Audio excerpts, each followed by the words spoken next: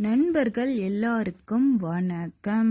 எனது சமையலறையில் குக்கிங் சேனலோட பழைய லோகோ தான் இது. இந்த லோகோவை நான் இன்னைக்கு மாத்திட்டு புதுசா இந்த லோகோ கொடுத்துருக்கேன். நல்லா இருக்கா நல்லா இல்லையான்னு கமெண்ட்ல சொல்லுங்க.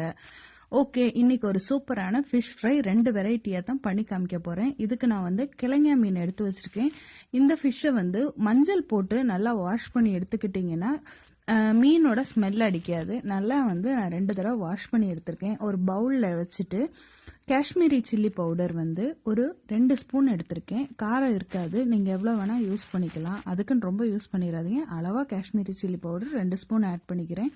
நெக்ஸ்ட் பார்த்தீங்கன்னா இஞ்சி பூண்டு பேஸ்ட் 1 ஸ்பூன், கார்ன்ஃப்ளவர் மாவு 2 ஸ்பூன் ஆட் பண்ணியிருக்கேன். கார்ன்ஃப்ளவர் மாவு 2 ஸ்பூன் போதும், தேவைப்பட்டால் அப்புறம் ஆட் பண்ணிக்கலாம். அடுத்து லெமன் அரை லெமனை பிழிஞ்சு ஆட் பண்ணியிருக்கேன். ஓகே, இப்போ அரை லெமன் ஆட் பண்ணதுக்கப்புறம் பெப்பர் தான் ஆட் பண்ண போகிறோம். அரை ஸ்பூன் போதும் பெப்பர். மிளகு ஆட் பண்ணதுக்கப்புறம் பார்த்தீங்கன்னா உப்பு தான் ஆட் பண்ண போகிறோம். உப்பு ஆட் பண்ணிவிட்டு இது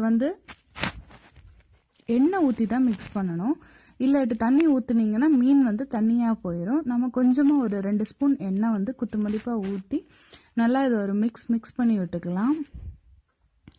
ஓகே, இது நல்லா மிக்ஸ் பண்ணியாச்சு. இப்போ பார்த்தீங்கன்னா இந்த மாதிரி தான் நல்லா இருக்கும். ஓகே, மிக்ஸ் பண்ணியாச்சு. இது இந்த பவுலை சுற்றி நம்ம அப்ளை பண்ணணும். கொஞ்சம் கையிலே எடுத்துக்கலாம், அப்போ தான் எல்லா ஃபிஷ்க்கும் கோட் பண்ணுறதுக்கு நல்லாயிருக்கும். இப்போ நான் பண்ணும்போது உங்களுக்கு அந்த டிஃப்ரென்ஸ் தெரியும். பாருங்கள், மீனை ஒரு கால்வாசி மீனை நம்ம இப்போ ஆட் பண்ணிக்க போகிறோம். ஆட் பண்ணதுக்கப்புறம் இந்த கையில் உள்ள மசாலாவை மேலாப்பில் ஆட் பண்ணிக்க போகிறோம். அப்போ எல்லா மீன்லேயும் மசாலா நல்லா பைண்ட் ஆகும். ரொம்ப ப்ரெஸ் பண்ண வேணாம், ரொம்ப லைட்டாக ஸ்மூத்தாக சாஃப்டாக ஹேண்டில் பண்ணி இந்த மீனை மசாலா மிக்ஸ் பண்ணுங்க. அப்போ தான் மீனுக்கு நல்லா பிடிக்கும். இந்த மீனுக்கு உள்ளே இருக்கிற ஏரியாலெல்லாம் நல்லா மிக்ஸ் பண்ணி விட்டுக்கோங்க மசாலாவை. ஓகே, இது நல்லா மிக்ஸ் ஆனதுக்கப்புறம் இந்த மசாலாவோட கார்ன்ஃப்ளவர் மாவு கொஞ்சம் ஆட் பண்ணுறேன். ஏன்னா மசாலா கொஞ்சம் தண்ணியாக இருக்குது. நல்லா மீனுக்குள்ளே எல்லாம் மசாலா சேர மாட்டேங்குது. நல்லா மிக்ஸ் பண்ணிக்கோங்க. இப்போ ஓகே, ரெடி ஆயிருச்சு. பாருங்க, நல்லா மிக்ஸ் பண்ணியாச்சு. இப்போ பார்த்தீங்கன்னா கடைசியாக அரிசி மாவு 1 ஸ்பூன் ஆட் பண்ணுறேன். இது எதுக்குன்னா மீன் நல்லா மொறுமொறுப்பாக இருக்கிறதுக்கு. இதை எல்லாம் மிக்ஸ் பண்ணதுக்கப்புறம் கடைசியாக ஆட் பண்ணி லைட்டாக ஒரு பெரட்டணும். ரொம்ப அதாவது போட்டு மிக்ஸ் பண்ணிடக்கூடாது. ஒரு பெரட்டு தான் பெரட்டணும். அது மேலாப்பில் அந்த மசாலா இருந்தால் தான் மீன் நல்லா மொறுமொறுன்னு இருக்கும். ஜஸ்ட் ஒரு பெரட்டு தான் பெரட்டியிருக்கேன். பாருங்கள், மீனில் நல்லா மசாலா இதாயிருச்சு. அடுத்து பார்த்தீங்கன்னா ஒரு பேனில் எண்ணெயை காய வச்சுக்கலாம். எண்ணெய் நல்லா காஞ்சதுக்கப்புறம் இந்த மீன் பீசஸை ஒன்றா போட்டு எடுத்துக்கலாம். நல்லா ஃப்ரை ஆனதுக்கப்புறம் தான் எடுக்கணும். இந்த மீன் நல்லா நீட்டமாக இருக்கிறனால நான் இன்னொரு வெரைட்டி பண்ணுறதுக்கு அது ரொம்ப ஈஸியாக இருக்கும். இது நார்மலான ஃபிஷ் ஃப்ரை எடுக்கிறீங்க பார்த்தீங்களா, எந்த மீன் வாங்கினாலுமே இந்த மெத்தட் நீங்கள் யூஸ் பண்ணி ஃபிஷ் ஃப்ரை பண்ணிங்கன்னா மசாலா கொஞ்சம் கூட உதிராமல் வரும். இது இப்போ நான் பெரட்டி போட்டுக்கிறேன். ஒரு ஃபிஷ்ஷாக பெரட்டி போட்டுக்கலாம். உங்களுக்கு ஈஸியாக பெரட்டி போடுறதுக்கு பார்த்தீங்கன்னா நீங்கள் ஃபோர்க் யூஸ் பண்ணிங்கன்னா ஈஸியாக இருக்கும். நான் இப்போ ஃபோர்க்லேயே கொஞ்சம் எடுத்து காமிக்கிறேன். இந்த பெரிய மீன்களுக்கு தான் இந்த மாதிரி கிளச்சர் யூஸ் பண்ணணும். ஓகே, இப்போ பார்த்தீங்கன்னா எல்லாமே பெரட்டி போட்டுட்டேன்.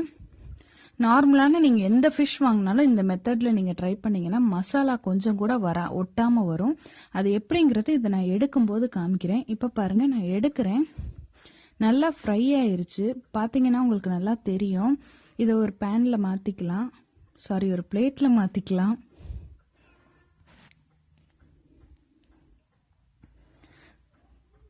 ஓகே, எடுத்தாச்சு. இப்போ பாருங்க, நம்மளோட தவால கொஞ்சம் கூட எண்ணெயே ஒட்டாமல் வருது. பார்த்தீங்கன்னா உங்களுக்கு தெரியும். ஓகே, இப்போ இன்னொரு மெத்தட் தான் நான் பண்ணி காமிக்க போகிறேன். இது நீட்டமான மீனில் தான் எடுக்கணும். என்னன்னு பார்த்தீங்கன்னா ரவை கொஞ்சமாக ஒரு பிளேட்டில் நல்ல பரசலாக தூவி விட்டுருக்கேன். அதில் இந்த நீட்டமான மீன்களை டிப் பண்ணணும்.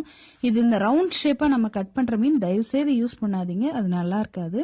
நீட்டமாக இருந்தால் தான் பார்க்குறதுக்கு நல்லாயிருக்கும். இது பார்த்தீங்கன்னா நான் ஒரு மீனாக நான் போட்டு எடுக்கிறேன் ரவாவில் டிப் பண்ணி.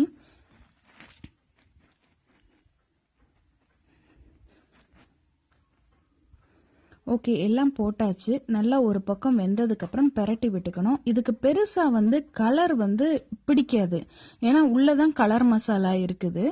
இது பார்த்தீங்கன்னா ரவாவோட ஒயிட் கலர்னால ரொம்ப ஃப்ரைட் ஆனது தெரியாது. ஆனால் ரவா ஃப்ரைட் ஆனது உங்களுக்கு தெரியும், அதை நீங்கள் பார்த்தாலே உங்களுக்கு தெரியும். ஒரு டைமிங் கூட உங்களுக்கு தெரியும் இல்லைங்களா? அந்த டைமிங்க்கு பேஸ் பண்ணி நீங்கள் வந்து அதை பெரட்டி விட்டு நல்லா குக் ஆனதுக்கப்புறம் எடுத்துக்கலாம். ஓகே, இதுவும் நல்லா ஃப்ரை ஆயிடுச்சு. பாருங்க, மசாலா ஒட்டல, அந்த ரவாவோட பீசஸ் தான் வந்து துகள்கள் தான் வந்து உள்ளே இருக்குது. பாருங்கள், இந்த ஃபிஷ் ஃப்ரை ரொம்ப நல்லா இருக்குது. 2 வெரைட்டியுமே பண்ணியிருக்கேன். நீங்கள் ரெண்டுமே ட்ரை பண்ணி எது ரொம்ப நல்லா இருக்குன்னு சொல்லுங்கள். உங்களுக்கு ஏதாச்சும் ரெசிபி வேணும்னா